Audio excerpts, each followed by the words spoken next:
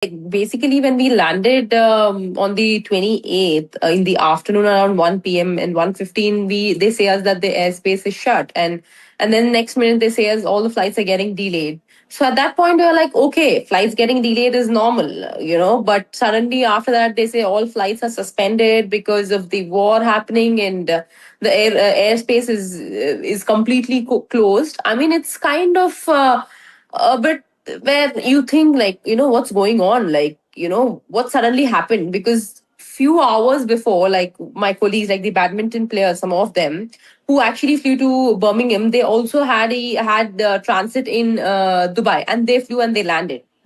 So I was like, in within few hours, what happened? Like, what drastically changed that I had to be stuck here? So then they said, okay, maybe tomorrow it will be open, and we thought, okay, and then we started.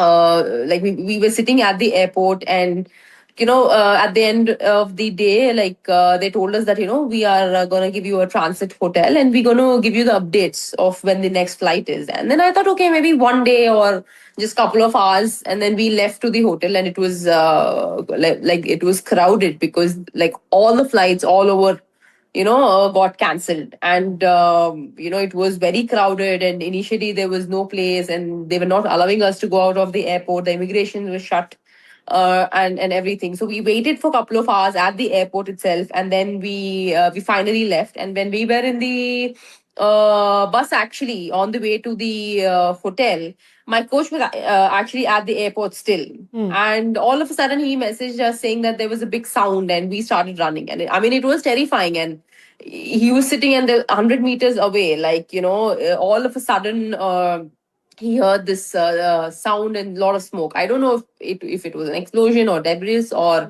a drone, whatever it was, but he said there was a lot of smoke, and they started running outside, and there was a transport, and they took the transport, and the airport authorities have took them to another hotel. So it was terrifying to hear, and we were a bit worried that is our coach safe or not, and everything. So that night was a bit hard, because we couldn't sleep. There were a lot of calls from my family members and from everyone. I couldn't sleep. So the next day, like, we heard sounds. We could hear from the window. I've heard 5 6 times, and we've also got an emergency message on our phone saying that stay indoors and don't stay near to the windows, glass windows.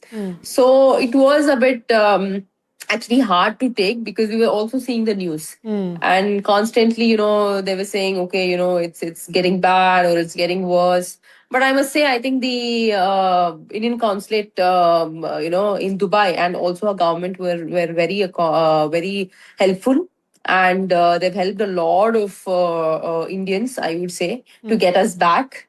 And also, I've been getting a lot of calls from our sports minister and from the Badminton Association, of course, from the Raksha ma'am also as well, and also Rammohan Naidu sir, because he was asking us how the situation was and everything. So that way, I think, yeah, the government and the Indian Consulate General in Dubai were very, very helpful. And of course, the airport staff, they have accommodated every single person in different hotels.